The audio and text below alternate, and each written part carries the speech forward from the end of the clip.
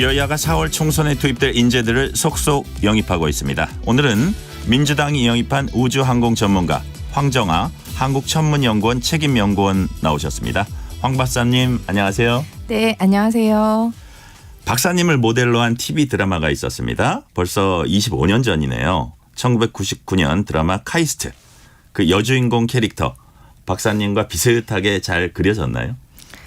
네, 저는 사실 학교 다니고 있던 시절이었기 때문에 너무 바빠가지고 드라마를 못 봐가지고 잘 모르겠는데 그 캐릭터였던 강성현 배우님이 맡으신 배역이 물리학과 여학생이었어요. 네네. 그래서 4차원 캐릭터인데다가 본인이 외계에서 왔다고 믿는 굉장히 엉뚱한 성격의 캐릭터였다고 들었습니다. 그렇군요. 직접 저기 박사님한테 그 당시에 뭐 자문 구하고 그런 거는 따로 없었나요? 그런 건 없었고요. 제가 한참 뒤에나 저랑 비슷한 캐릭터가 있다는 걸 알게 되었거든요. 아 그렇군요. 네. 그러면 황 박사님은 이제 인공위성을 만드는 물리학자로 알려져 있습니다. 물리학자가 어떻게 인공위성을 만드는데 관여하게 됐습니까? 네, 제가 지금 천문연구원에 있다 보니까 천문연구원에서 물리학자가 무슨 일을 하는지 궁금해하시는 분들 굉장히 많으세요.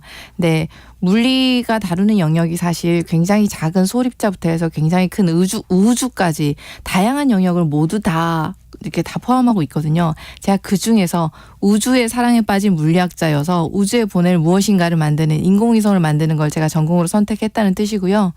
인공위성이나 우주 쪽에도 사실 물리학자가 굉장히 많이 필요합니다. 그래서 저는 그 인공위성이 우주로 가는 그 목적, 왜, 무엇을 위해서 가는지 목적을 설정하는 맨 처음에 기획을 담당하는 그런 역할을 주로 했었고요. 아 그렇군요.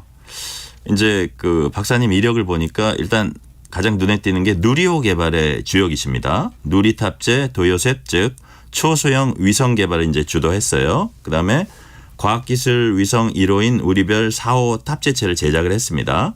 우리나라 첫 정찰 위성인 425 위성 사업에 자문위원으로 또 참여를 하셨어요.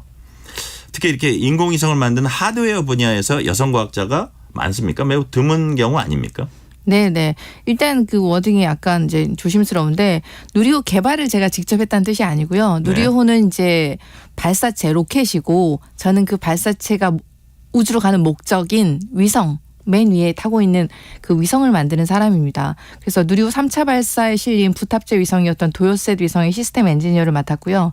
그러니까 도요셋 위성들의 기획, 개발, 발사까지 전 과정을 총괄하는 역할을 했습니다.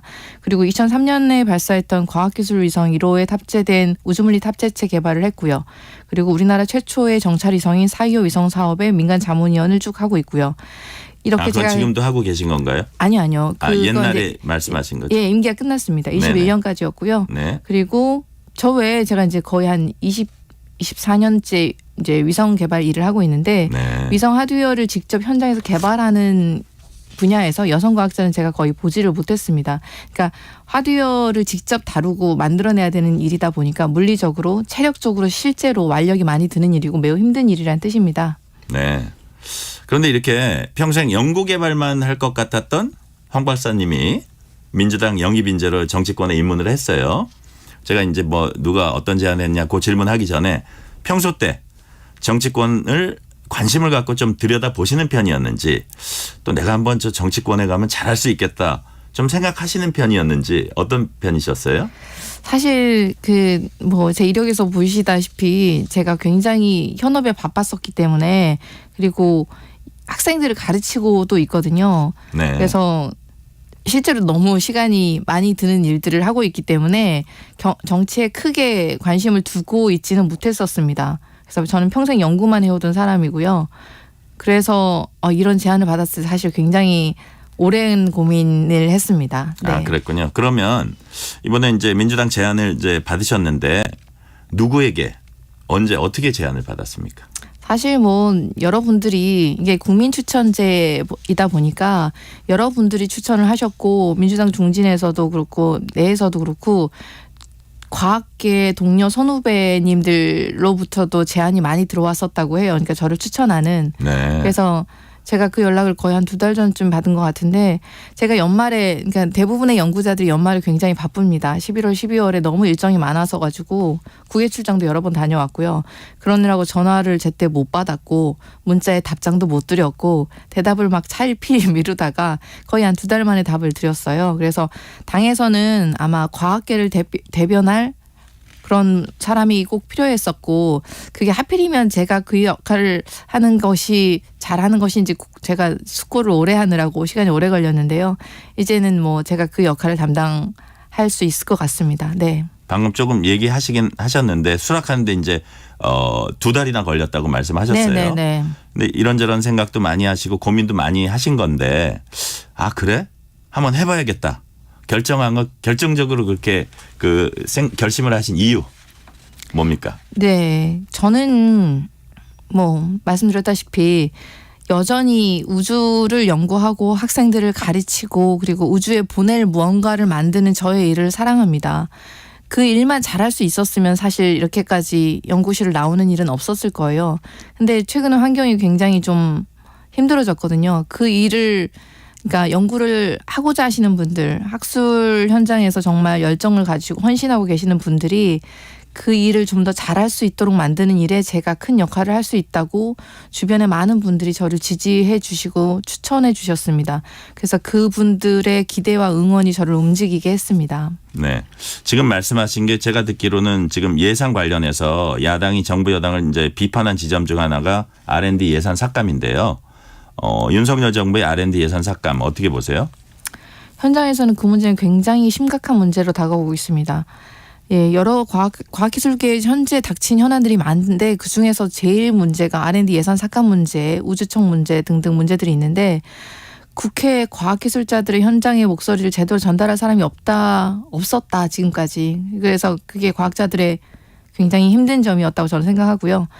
그리고 저는 과학자로 거의 30여 년 가까이 현장에서 연구를 해온 사람으로서 우리나라 과학기술의 현황과 그리고 미래의 발전을 위해서 어떤 전략을 만들고 그들을 위해서 무엇을 해야 될지를 가장 현장감 있게 내실 있게 정책들을 제안할 수 있을 거라고 생각을 합니다.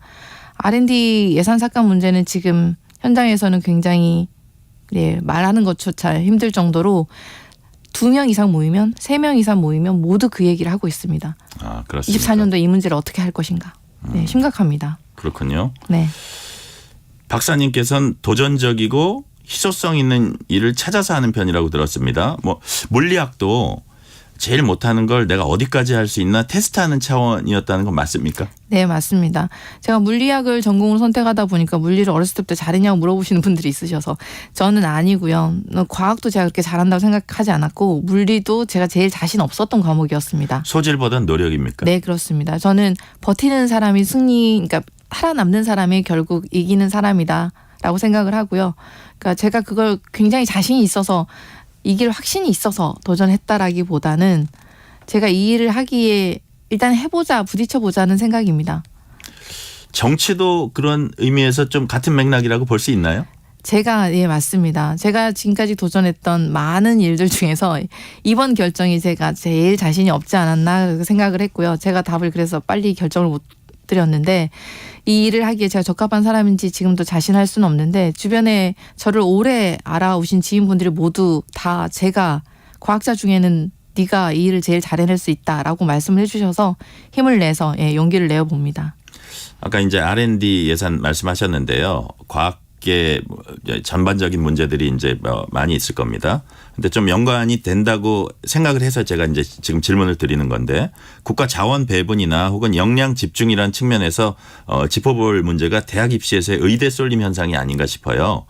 공부 잘하는 학생들이 기초과학이라든지 응용과학 이쪽으로 가서 국가 경쟁력의 토대를 만들어야 될 텐데 너도 나도 앞다퉈 의대로 달려가는 현상 이제 어떻게 보시는지 말씀을 해 주시는데 실제로 1학년 때 물리학과 화학과 들어갔던 학생들이 한 1, 2년 한 3, 4년 지나고 또 전과를 한다 그러더라고요. 맞습니다. 그래서 그런 현상들 어떻게 보시고 어떻게 하면 이게 좀 극복이 될 수 있을까요?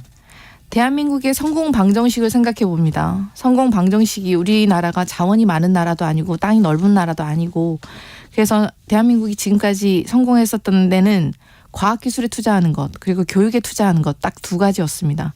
그런데 지금 과학기술에 투자하는 예산을 삭감했거든요. 그래서 우리나라의 성장 씨앗을 밟아버린 것과 같다고 생각을 하고요.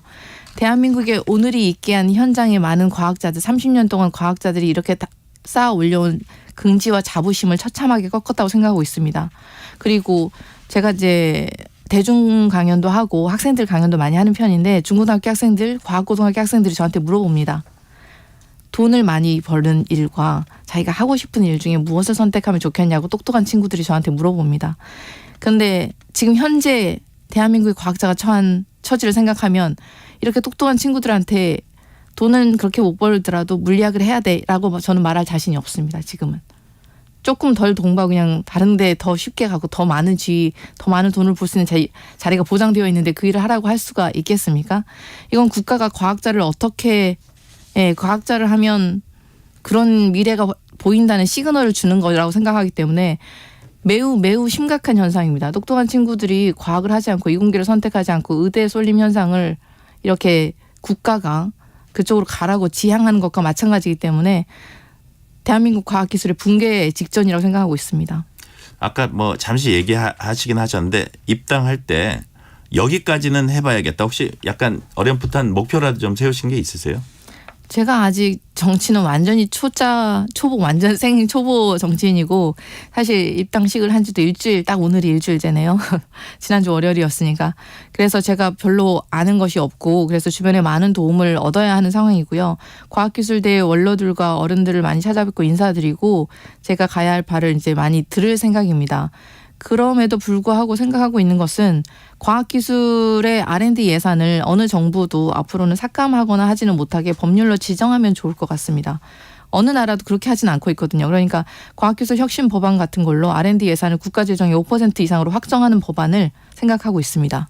네, 그렇군요. 민주당 지도부하고 아마 식사를 하시거나 회의 한 번 정도는 하셨을 것 같은데 입당할 때 어떤 당부 같은 거 받으셨나요? 사실 밖에서 봤을 때는 국회의원은 굉장히 어려운 자리였거든요. 그러니까 저는 멀리서만 이렇게 행사 때 잠깐 인사하고 가시는 분들만 봐가지고. 근데 이제 가까이서 좀 뵙고 오래 이제 대화를 좀 하고 이러다 보니까 의원님들이 이렇게 예상 밖으로 다들 소탈하시고 되게 평범한 소시민 같은 모습이셨어요. 그래서 다들 자기가 하고 있는 일, 지금 맡은 일에 열정이 있으시고 열심이시고 그리고 틈틈이 집에 있는 가족들 생각하시고 평범하게 돌보려고 생각하는 가장들의 모습을 보고 정치인이라는 게 그렇게 나와 먼 다른 사람 일이 아니고 먼 나라 일이 아니구나 생각하게 되었습니다. 네, 그렇군요. 민주당의 인재 영입 전략 이제 보시기에요. 뭐 그거를 전체적으로 파악하셨는지는 제일 잘 모르겠지만 어쨌든 인재로 영입되셨으니까 민주당의 인재 영입 전략이 국민의힘과 비교해서 어떻게 다르다고 생각을 하세요?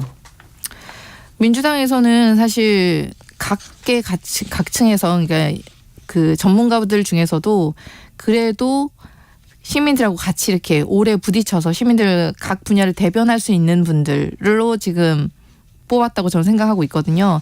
당연히 각 분야에서 굉장히 대표성을 가지실 만큼 이제 성과도 있으시고 훌륭하신 분들이십니다. 네, 민주당의 당 색깔하고도 맞아야 되기 때문에 그런 각자의 상황에서 지금 현재 뭐 우리나라의 지금 정책들에 대해서 그러니까 제대로 된 대안을 제시할 수 있으신 분들, 예 그리고 어떻게 보면 예 지금까지 이제 각자의 분야에서는 굉장히 열심히 하셨으나 그렇게 많은 대중적으로 노출이 되지 않았던 분들 그런 분들 굉장히 많이 하고 계시는 것 같고요. 그래서 그분들께서 목소리를 내주셔서 현실감 있게 현장감 있게 네. 동료들을 대변할 수 있는 분들을 저는 뽑았다고 생각하고 있습니다. 네. 총선을 앞두고 이제 영입된 만큼 어떤 방식으로 이제 출마하실지 이게 이제 궁금한데요. 통상 당에서 영입한 인재들 특히 이제 전문 분야를 갖고 있는 인재들 비례대표 주거나 그 전에 이제 사례를 보면요. 비례대표 주거나 전략 공천하거나 뭐 이렇게 해왔습니다. 박사님도 이제 전략 공천설이 돌고 있던데 혹시 당과 좀 논의하거나 본인이 뭐 희망하고 있거나 이런 게 있습니까? 네, 뭐 사실 정치 초보가 이렇게 해라라고 뭐 해주십시오 이렇게 강력하게 말하기는 조금 어려운 면이 있는데 그럼에도 불구하고 뭐 제가 일을 제대로 하기 위해서는 제가 인공위성을 개발을 거의 30년 가까이 하고 있으니까 위성체 하나를 개발해서 보는데도 거의 7년에서 10년입니다. 그러니까 하나의 주기가 위성체 기획부터 시작해서 개발하고 발사하고 데이터를 내려받기까지 거의 한 10년 주기의 일이거든요. 그러니까 어떤 일의 성과를 보고 그 결과까지 다시 피드백해서 이제 좋은 결과로 정착하기 위해서는 시간이 걸릴 거라고 생각을 합니다. 그래서 이렇게 일회적인 것보다는 오랫동안 일을 했으면 하는 바람에서 제가 지역구를 더 희망한다고 말씀을 드렸습니다. 비례대표보다는 일단 지역구를 희망한다. 희망한다고 말씀드렸고 그거의 결정은 아마 당에서 종합적인 당의 승리를 위해서 아마 결정하지 않을까 생각합니다. 지역도 좀 생각하셨어요? 뭐 제가 생각한다고 해서 되는 일은 아니지만 어쨌든 제가 지금 대전 유성구에서 굉장히 오래 살아왔었기 때문에 그쪽이요? 네네. 그쪽은 이제 선호하고 계시네요. 다른 지역으로 가면 제가 이사를 가야 되니까요. 서울 경기권으로 가라고 하면 전 당연히 가겠습니다만은 당에서 결정해 주시는 대로 비례든 지역구든 따를 생각입니다. 네. 네, 이제 당으로 들어오셨으니까요. 약간 네. 불편하실 수도 있는 질문 하나 여쭤볼게요. 민주당은 이제 탈당한 그룹들이 민주당이 뭐 사당화됐다, 당내 민주주의가 실종됐다 이런 비판을 합니다. 뭐 공천 갈등도 좀 있고 당대표 사법 리스크도 있다. 그래서 정권 견제론이 50% 넘는 상황이지만 민주당 지지도는 답보 상태다. 황 박사님께서 현재 민주당의 문제 뭐라고 보세요? 뭐 제가 아직은 많은 것들을 다 이해하고 파악하고 있다고 생각하지 않고 공부를 더 해야 됩니다. 정치 완전 초년생이고 초보이기 때문에 그래서 많이 배우고 노력할 텐데 저는 제가 만약에 어떤 포지션을 맡았을 때 항상 새 술은 새 부대에 담아야 하듯이 이제 민주당에도 새로운 바람이 필요하다고 생각하고 있습니다. 국민들이 원하는 모습도 좀 더 미래지향적이고 발전적이고 새로운 거, 정책 제안 그리고 건설적인 정치 지형을 보고 싶으실 텐데 그런 기대에 부응하기 위해서 아마 이번에 인재 영입되신 분들이 각 분야별로 새 바람을 일으키고 큰 역할을 당내에서도 할 수 있으리라 생각하고요. 새로운 피로서 수혈이 되어야 된다고 생각하고 있습니다. 네. 관련 여론조사는 한국갤럽이 지난 9일에서 11일 사이 전국 만 18세 이상 유권자 1,002명에게 무선 100% 전화 조사원 인터뷰 방식으로 정권 지원론 35%, 정권 심판론 51%로 나타났습니다. 자세한 사항은 중앙선거 여론조사심의위원회 홈페이지 참조하시면 됩니다. 마지막으로 아까도 약간 말씀하시긴 했지만 민주당 총선 승리를 위해 영입 인재로서 포부와 향후 계획 짧게 한번 정리해서 말씀해 주세요. 네네. 저는 평생 인공위성을 만들었고요. 그래서 우주 방사선을 실제로 측정하고 예측할 수 있는 연구를 주도적으로 해왔습니다. 그러니까 항공기, 비행기를 타고 가는 승객과 승무원들의 방사선 피폭량을 계산해서 안전대책을 수립하는 연구 과제를 14년 동안 해왔거든요. 그러니까 항공 승무원의 첫 산업재해 인정을 위한 전문가 자문을 했고요. 이 과정을 통해서 저는 과학이 국민의 안전을 위해서 신뢰할 수 있는 자료를 제공해야 되고 정확한 분석을 해야 한다는 것을 배웠습니다. 그리고 인공위성을 개발할 때는 대한민국의 미래를 쏘아 올린다는 소명의식이 있었습니다. 그래서 과학은 무지몽매한 권력의 것이 아니라 온 국민의 것이고 그래서 저는 대한민국의 국민의 과학을 지키기 위해서 여기까지 듣겠습니다. 네네네. 황정아 한국천문연구원 박사였습니다. 감사합니다. 네, 감사합니다.